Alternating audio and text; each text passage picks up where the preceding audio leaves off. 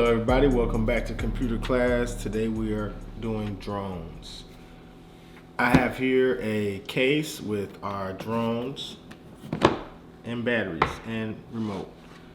Today we're going to talk about the different items that came with this drone package for the Maverick Pro. This is a professional drone.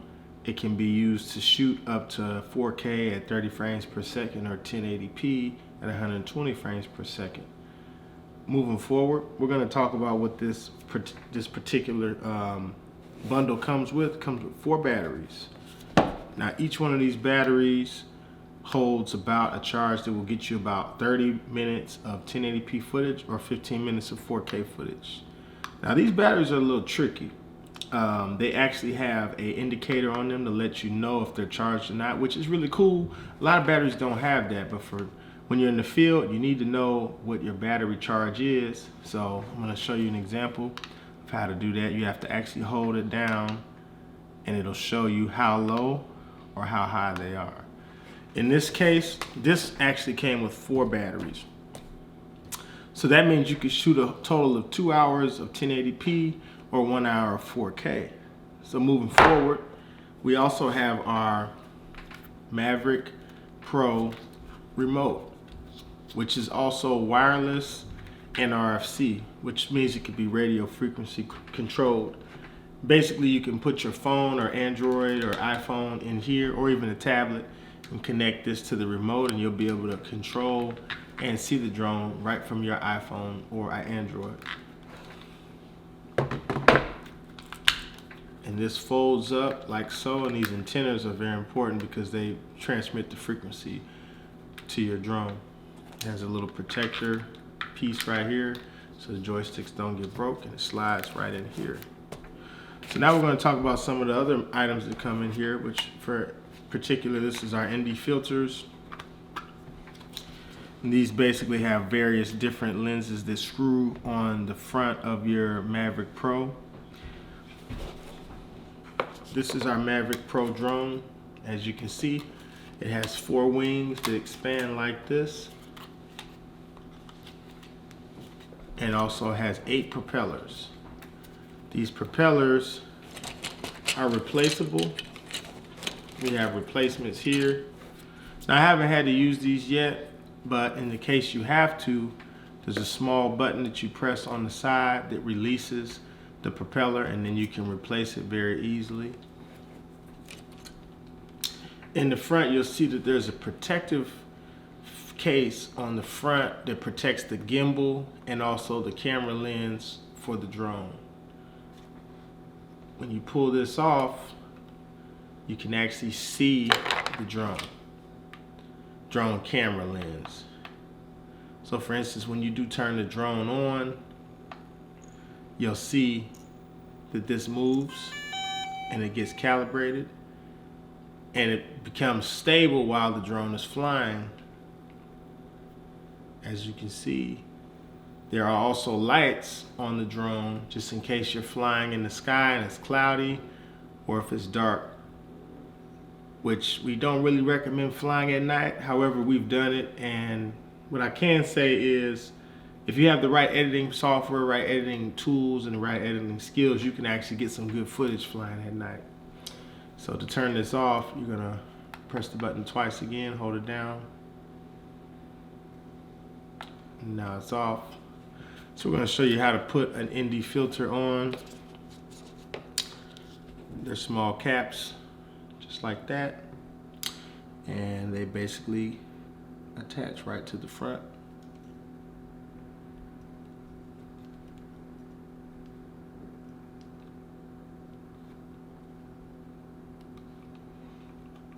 And just like that.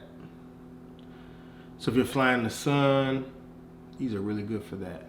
To take it off, same steps. You hold the gimbal and pull it slightly and they come right off. This one came with a set of 4. Nice little case. It also came with some protective caps. So we have protective caps here, so just in case you're flying in a turbulence area and the wind might shake the actual camera. So we have the protective case that goes over it. Now, I personally don't use these because they get smudged up, they get little scratches on them, and they really mess the footage up. So, you know, just depending on your best judgment if you want to use one of those. So let's go into the protective cap that comes with it. It actually slides into the gimbal to stop the gimbal from moving while it's in storage mode. So it snaps on and slides right into there. That way, while you're transferring the drone, the gimbal doesn't move and it doesn't mess up the motor. That's the first thing that goes bad on most drones, the gimbal motor, or if you crash it otherwise. So let's talk about crashing drones. If you're gonna be flying drones, there are some courses you can take to get your certification and actually get a license to fly. Some areas it's required. Some areas are no-fly zones, for instance, by a fire department or a military base or a police station, or even some downtown areas have high radio frequency interference. The first drone that I flew that I crashed was actually a smaller version of this. I flew it downtown on the 4th of July trying to get some fireworks. It was very windy and there was a lot of radio frequency interference. Crashed into a building, fell to its death. But luckily I had insurance on it and Geico sent me another one. So moving forward, we're gonna talk about the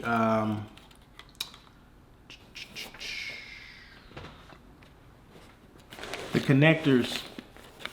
There are different connectors that come with this drone, and they actually connect into the remote to connect to your phone.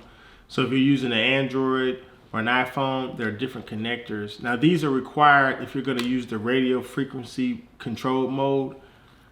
So when you put your phone on here, it slides into the side and it connects right into the phone on the end while you're filming, so you can see everything in real time.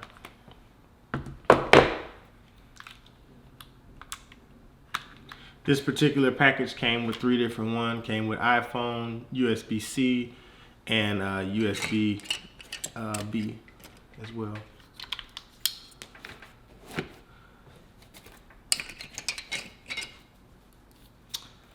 All right. So one thing to think about before you go into the field, you want to always check your batteries. You want to make sure they're fully charged. When you leave them out in the car, when you leave them out in the heat or the cold, whichever different temperatures, they'll cause your battery to slowly diminish over the weekends, or actually over a couple days, or even overnight. So you want to have fully charged batteries when you go out into the field, because without the batteries you won't be able to fly the drone. Once the battery gets lower than 20%, it'll go into no fly mode, which means you can turn your drone on, you can still record, but you can't take it up into the air. It's not enough time to actually get to an altitude when you can actually get good footage.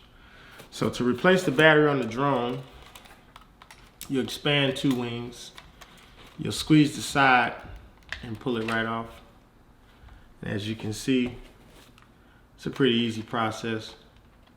It'll click, and that's when you know you have your battery changed. You can fold it back up and put it back in the case. Close it up. You're ready to go. Today I'm going to be showing you guys how to download the app, how to get it connected, and how to actually get your drone up from the air. But since we're outside, I'm gonna go ahead and put it in the air. I'm gonna talk to you about some no-fly zones, some areas you can't fly your drones, by airports, fire departments, police departments, military bases, stuff like that. And also flying it downtown, very dangerous. You hit a building or something, but for the most part, if you're launching from the top of a rooftop, it's a little bit safer. So we're gonna go ahead and get our drone connected. All right, so we have our Maverick Pro remote here, and we're gonna connect it to our phone. So first, to turn the remote on, we're just gonna tap it twice. All right, so here's our drone. We're gonna set it down.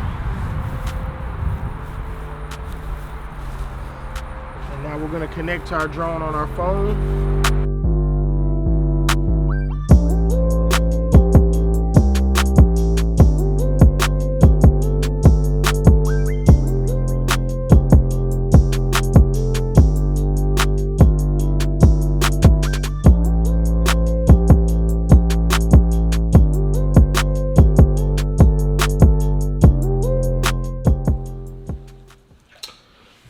And we're back here with our footage from our drone flight.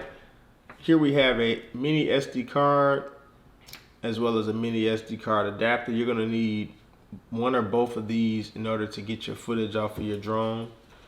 Now your drone normally will have a mini SD card, and this here is 128 gigs, so you can shoot a lot of footage on here.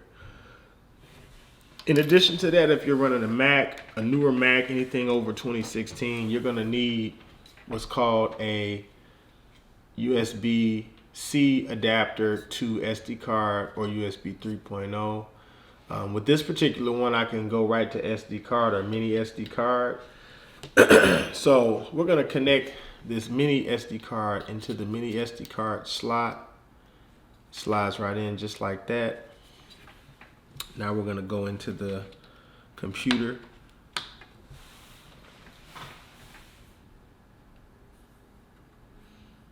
Now we can see that the drive is loading up. Comes up as untitled. And then we can see our drone footage. We're going to select all 3 of these clips.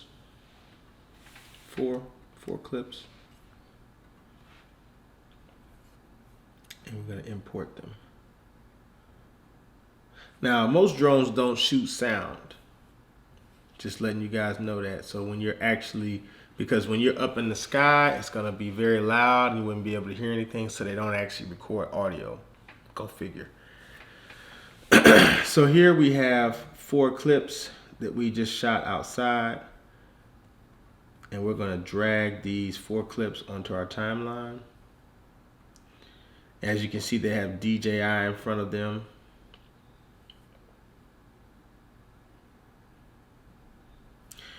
So basically, while flying over this neighborhood, you can see that we can see very far. You can almost see downtown.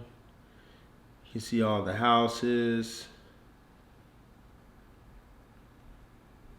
You're able to pan down and pan up.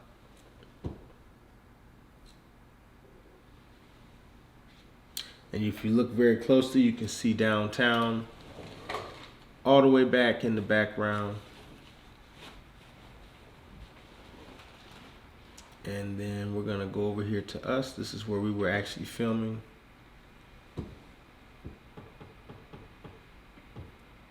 So drone shots are very good for opening sequences, transitions, all different types of things in film. It normally sets the tone. If it doesn't set the tone, it closes the tone. A lot of times people roll the credits to drone shots, whether it's intro credits, outro credits, or also they start off an actual scene with the drone shot. And that's why I believe drone shots are so important, because at the end of the day, when you're doing film, you want to give people the best aspect of where they're at, what they're shooting, and what they're shooting for. So when you're doing your drone shots, shoot for the stars. Get as high as you can. If you're shooting on a rooftop, be careful with the other buildings, but you definitely want to launch off the top of a building if you have access to it, which most of the time you'll have to be on either a balcony or a safe area. You want to have people with you that are experienced, that can actually help you with finding the drone if it gets lost, or also help you with spotting it in the sky. You want to also have adult supervision if you're underage. And if you're in a no-fly zone or a zone that requires you to have a drone license, there is a website where you can apply and get your certification for that. So there you have it. This is the whole process. We did a total of 10 minutes of drone footage today. And we shot these drone videos at 1080p, 60 frames per second. So at 1080p, 60 frames per second, that means we can slow it down and get a really, really, really crispy slow-mo shot. I'm going to show you how to do that. So we'll click on the clip. We're going to click on our time, go to slow, 50%. Now we are getting nice, clean frames per second in slow motion while we're walking away, as you can see here. In addition to that,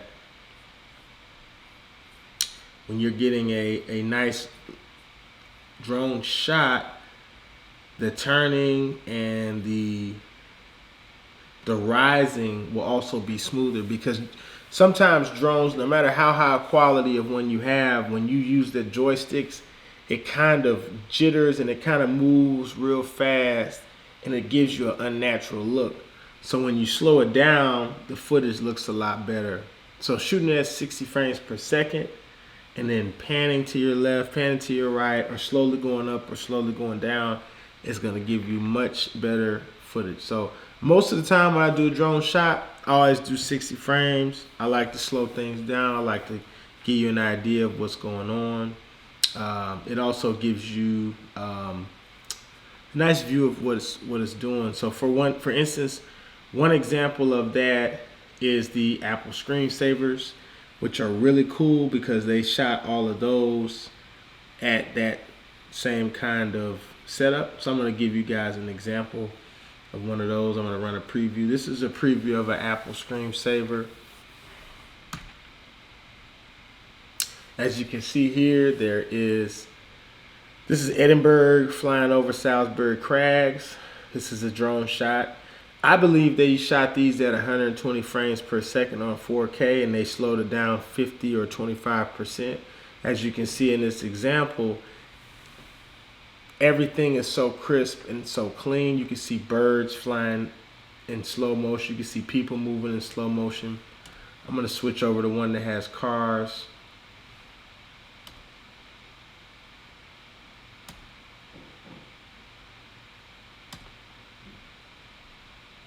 So as you can see, the waves are moving slow. Well, that's the world right there.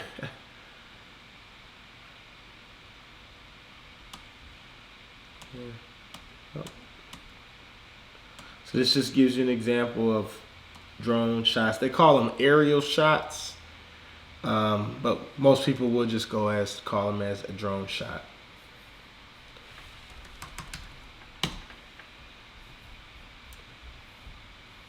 So that pretty much concludes our setup for this. Now, when you're editing a drone shot, you probably won't use the entire 2-minute or 3-minute. You'll probably want to cut and use maybe 5-10 seconds. You know, this is a 20-second clip. Even a 20-second clip is a little bit too long for a drone shot, unless you got credits running down here, or if you're introducing an artist or introducing the name of the movie or something like that. So in addition to that, you'll want to fade your drone shots out, because when you're doing film at 24K or 24 frames per second doing film with a drone shot, if you don't fade it out, you'll get some tearing and it'll look kind of nasty when you're going to your next shot. So if you could use a basic transition like cross dissolve, just drag it on there and let it create it. It's real quick, and you can see how it'll easily transition into your next shot. Very smooth. And that's pretty much it. There's not too much more to it. When you're done with your drone footage, you're going to want to eject your SD card. Click your eject button. Close out of your Final Cut or Premiere, whatever you choose to use.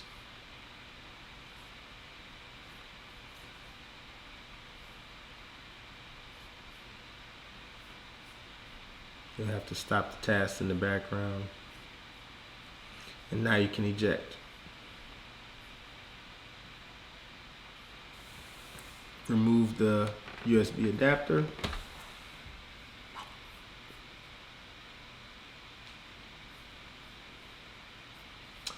And that should be it. He's verified.